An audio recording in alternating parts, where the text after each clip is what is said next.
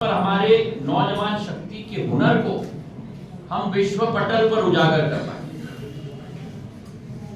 और नई शिक्षा नीति, न्यू एजुकेशन पॉलिसी एनईपी जो निकाली गई, जहां अनुभव के लिए भी जगह दिया गया है, उसके आधार पे भी हम लोग आज नौजवान पीढ़ी को बढ़ाने के लिए पूर्ण रूप से संकल्पित हैं।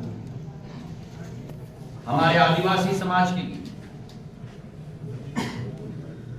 भगवान बिरसा मुंडा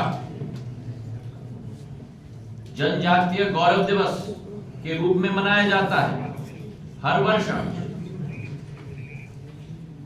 भारत के वो हीरे जिनको पूर्व सरकारों ने गाड़ गाड़ के 100 फुट नीचे गड्ढे में डाल दिया था, उनको खोज के निकालकर उनके आपके आत्मा में, मेरे आत्मा में, जन जन के आत्मा में डालने का काम प्रधानमंत्री जी कर रहे हैं, ताकि भारत गर्व से अपने विभूतियों को पूर्ण रूप से हर दिन और हर रात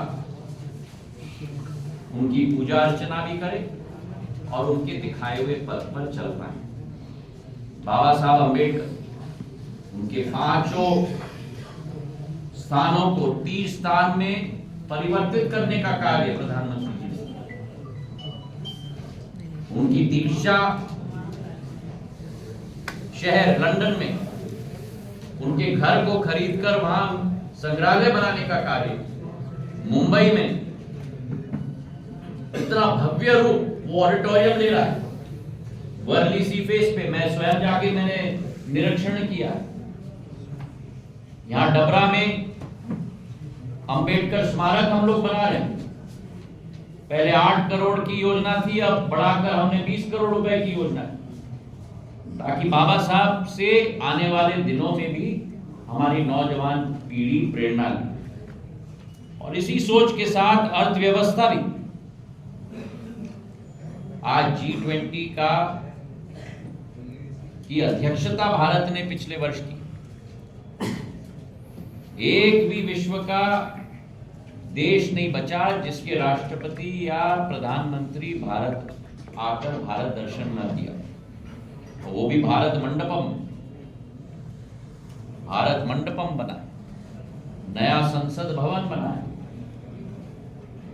G20 भारत की यहां हुई है।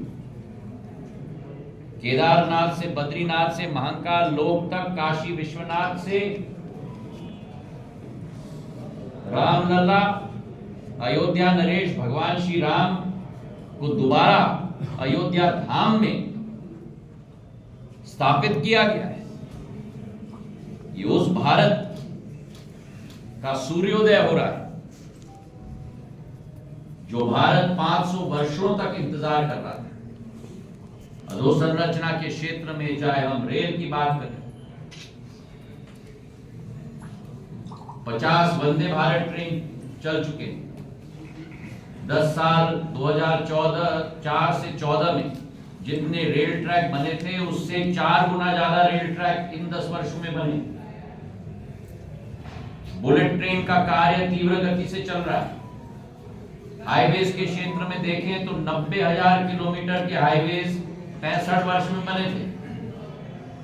10 साल में गडकरी जी के नेतृत्व में, प्रधानमंत्री जी के आशीर्वाद से 55,000 किलोमीटर के हाईवे बन रहे हैं, जो आने वाले दिनों में हमारा ग्वालियर आगरा एक्सप्रेसवे भी शामिल होगा, हमारा वेस्टर्न बाईपास भी शामिल होगा, हमारा अटल एक्सप्रेसवे भी शामिल होगा। अभी 10,000 करोड़ की योजनाएं देखी गए हैं गडकरी साहब। मेरे क्षेत्र में, नागर विमानन क्षेत्र में, जो प्रधानमंत्री जी ने जिम्मेदारी दी है, जहां 74 विमानतल थे, आज 149 विमानतल, इसको हम 200 तक ले जाएंगे। जहां 400 विमान थे, आज 700 विमान है, और 1200 विमानों का ऑर्डर हमारे भारतीय कंपनियों ने डाल दिया।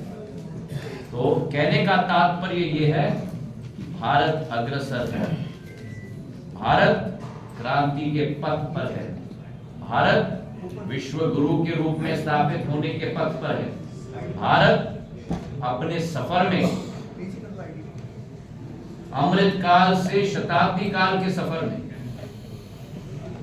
10वीं बड़ी आर्थिक शक्ति थी 2014 में, आज 5वीं बड़ी आर्थिक शक्ति है। 2000